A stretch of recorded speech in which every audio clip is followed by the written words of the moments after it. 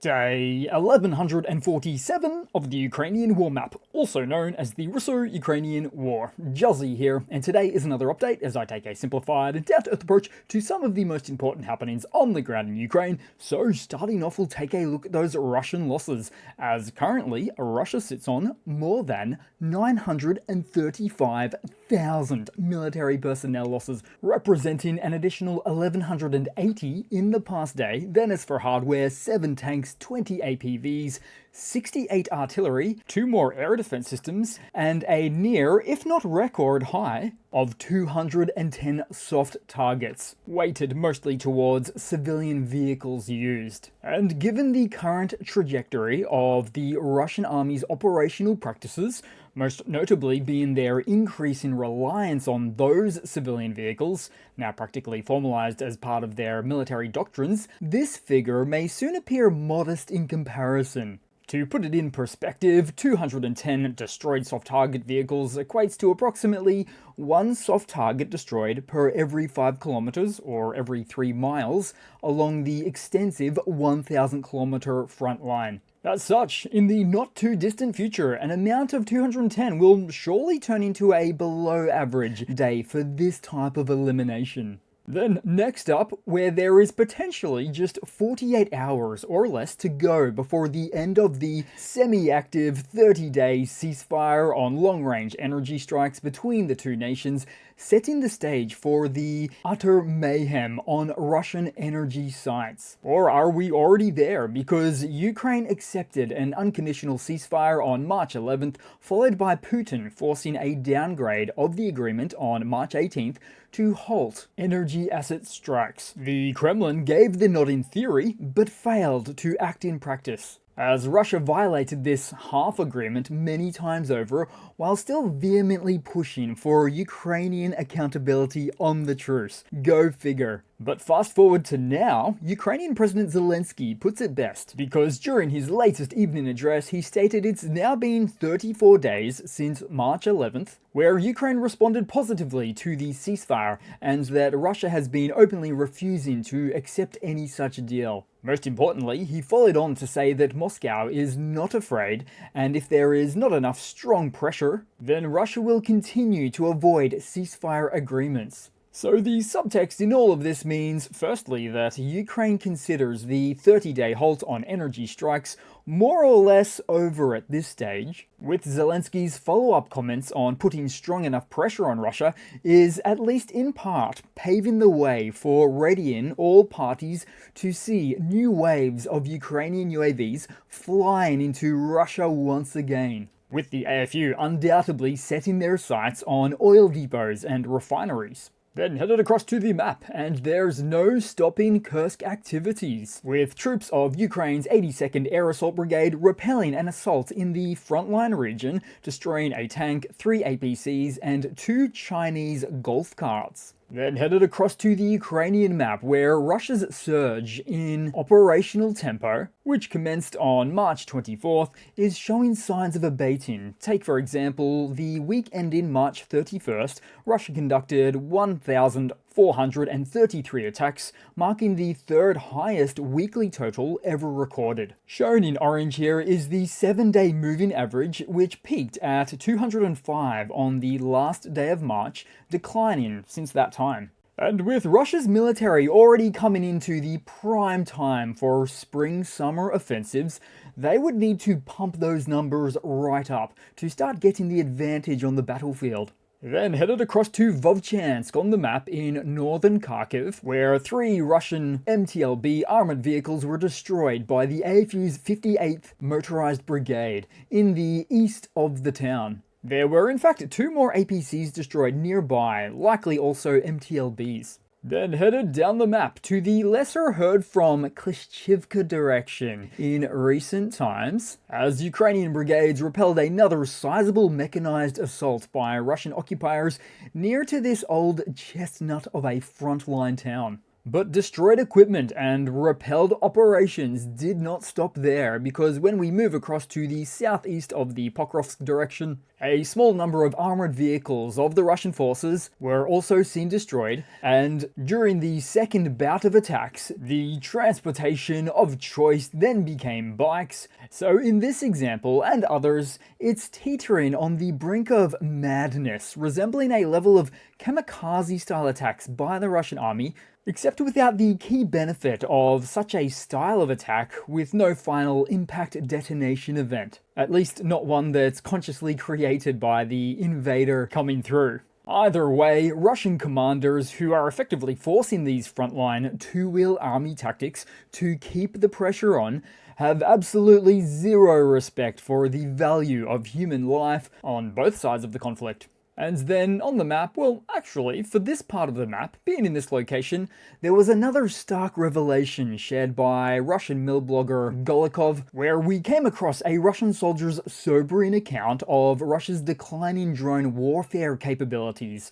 The soldier noted a stagnation in technological advancement, stating that in Pokrovsk, or really the larger surrounding region, that they've hit a standstill and that their optical equipment comes only from humanitarian aid and personal donation sources, which they say is insufficient. He also stated that Ukraine has advanced significantly using superior FPV technology, including airborne repeaters and remote detonation, allowing them to engage targets from very far away. Meanwhile, as he puts it, Russia's innovation remains stagnant, there's widespread apathy within the army, and that their leadership seems satisfied with what they already have. He finishes things off stating that the Russian army needs to urgently improve their drone technology to avoid catastrophic failure. Then also on the map, taking a look around and trying to get a vehicle ID on this one, impossible to do perhaps,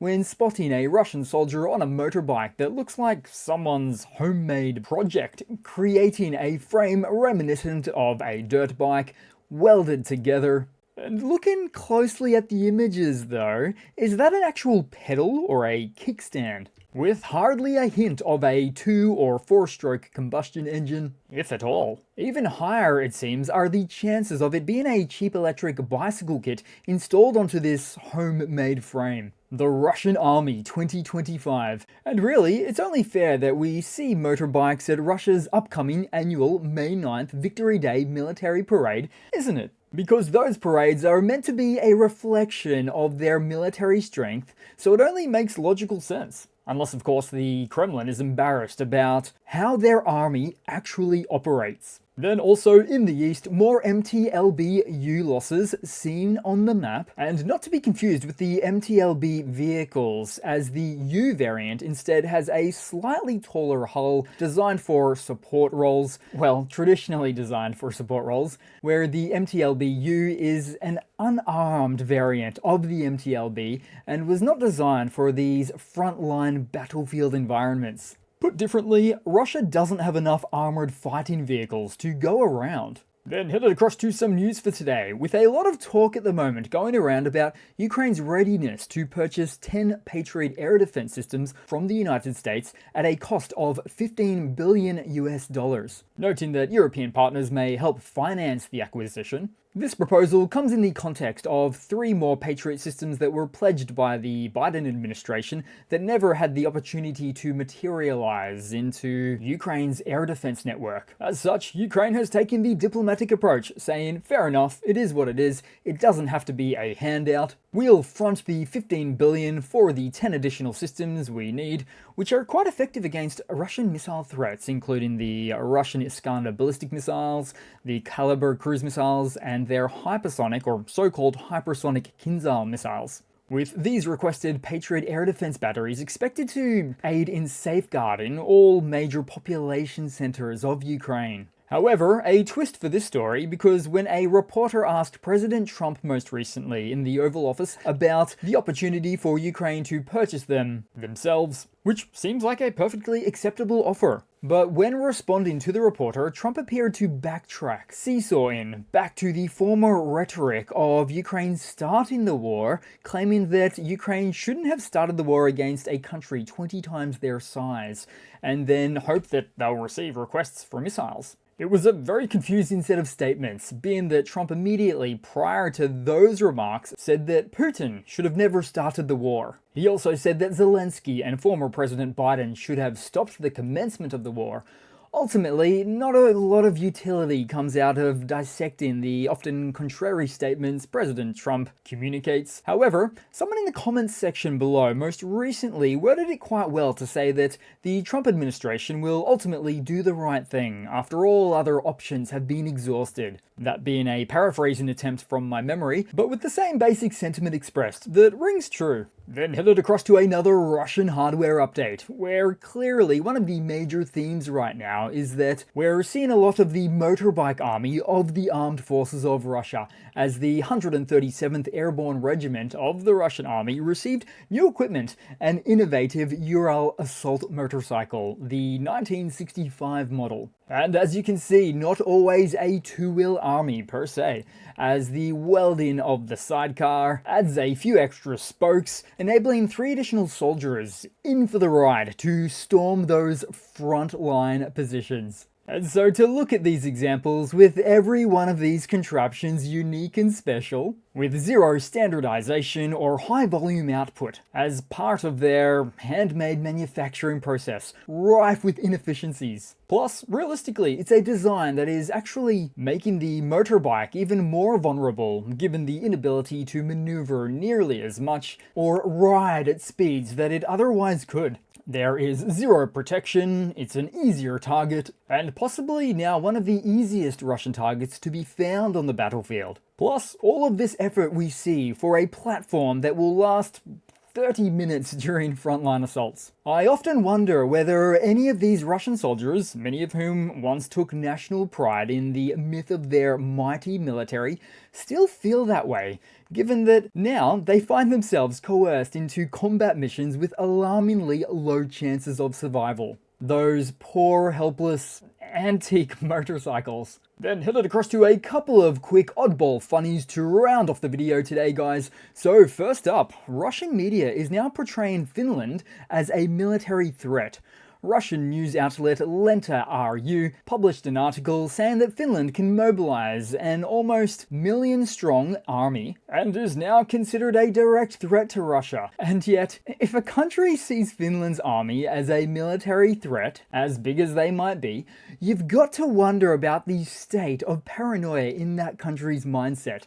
Utterly ridiculous. Then to a quick final oddity of a funny, as Russian Foreign Minister Lavrov, you know the guy, has recently stated in an interview with local newspaper Kommersant, quote, "Russia is not chasing anyone in the matter of lifting sanctions and is not asking for them to be lifted." So Russia's now back to the line, sanctions don't work? Again? Of course, it was just last month Russia was asking for all sorts of sanctions relief from the US and EU as it related to energy exports, civil aviation, payment systems, and so on. But now, these sanctions are no problem at all, it seems. Well, okay then. Keep those sanctions rolling right on in. So that's it for today, guys. Thanks again for watching. Please continue to like, comment, keep engaged. I really do appreciate it. And I do hope to see all of you guys there in the next one. Cheers!